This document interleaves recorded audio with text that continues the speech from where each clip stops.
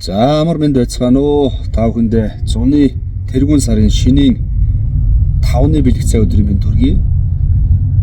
Надад багшаа та найрлан цэнгэн жаргын магтаалаа ингээд яг яаж дуулах уу тэр арга аргачлалтаа ингээд дуулж хуурдаад бичлэг хийгээд оруулаач гэгээд маш олон санал ярьжсэн. Тэгээд энэ удаад би одоо би 52 дугаар сургууль дээрээс одоо би 143 дугаар сургууль руу явж байгаа. Энэ замдаа одоо энэ замын уртад ашиглаад ингээд бичлэг хийждээ шүү дээ би.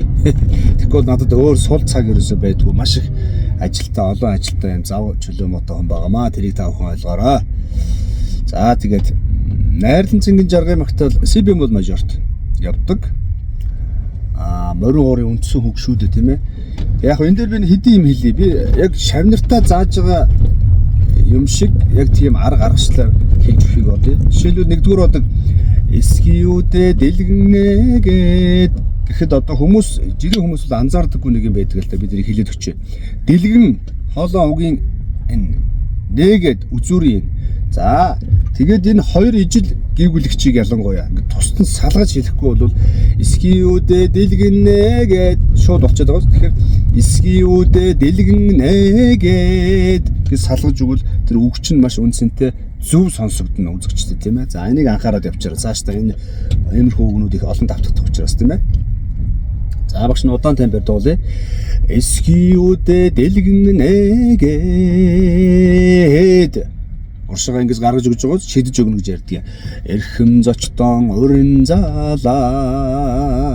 Яг энэ жишээлбэл зочдоо гэдэг бичигдэж байгаа үгийг нөгөө монголчуудын дуудлага байдаг шүү дээ. Нэг аялга гэх юм уу? Зочдон гэж өгвөл тэр бусад үгнээс нь салгаж өгөх даваа талтай юм шүү. Тэгэхээр энийг бас анхаарал авчаарай цаашдаа. Үг болгон дээр бас тийхгүй. Эрхэм зочдон урин залаад эдэнийхэн дэжиг бариад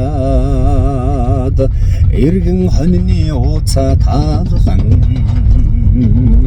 найрлан цэнгэн жаргая найрлан цэнгэн найрлан хаан цэнгэн найрлан жаргая. Саний энэ дахил хэсэг байгаа шүү дээ. За тэгээ 2 дугаар удаг. Сэвлэг дахин үргээсэн.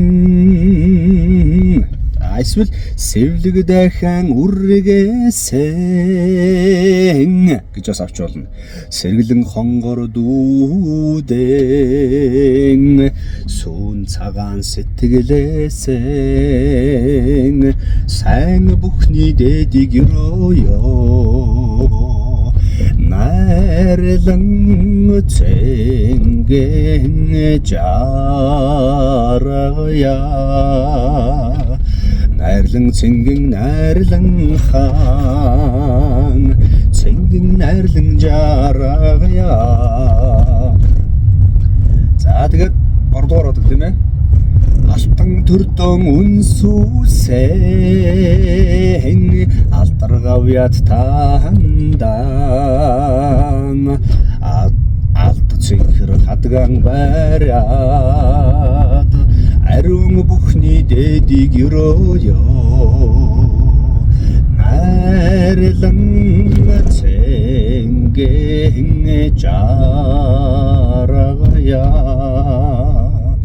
найрлан цэнгэн найрлан хаан цэнгэн найрлан жаргая. За одоо ингээд 3 бодог тахилттай явсны дараа хөгжмийн нэр томьёогоор хэллэгээр бол кода гэж тийм ээ төгсгөл хэсэг гэсэн үг. Бусдаас арай өөр тийм төгсгөл гэсэн утгатай үг. За энэ дэр нь найрлан хаан одоо нотны дээр фермато буюу цэгтэй нэг юм хөмсөрч дүрс байдаг тийм ээ. Фермато гэдэг тэмдэг тавьсан байвал чөлөөтэй барьж өгнө гэсэн. Тухайн дуулч хөгжимчин өдөртаач түүнийг чөлөөтэй барьна гэсэн утгатай үг. Бас нь хажуугаар нь онлайн нэр томьёо сургуулиуд байгаа шүү дээ. Жирийн хүмүүст бас хэрэгтэй болов гэж бодоод мэдлэгтэн тийм ээ.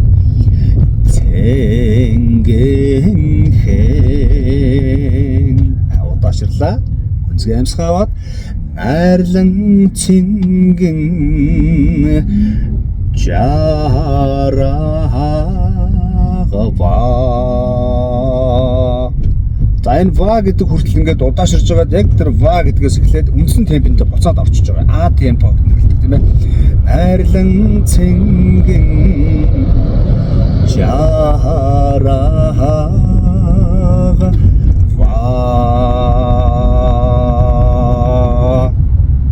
тийм ээ. Хоёр такт одоо бүтэн нот гэдэг чинь 870 гэсэн үг.